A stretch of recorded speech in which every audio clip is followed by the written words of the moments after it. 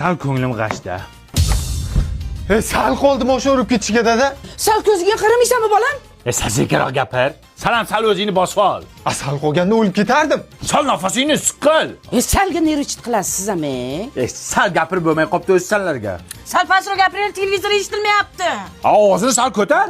Salgina sho'xrom bezormanda.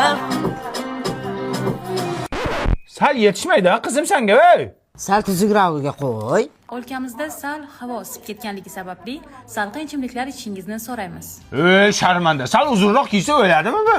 Sal televideniya ham aynidimi deyman. Sal tomog'ini qo'llaylik, chanqab ketdi odam.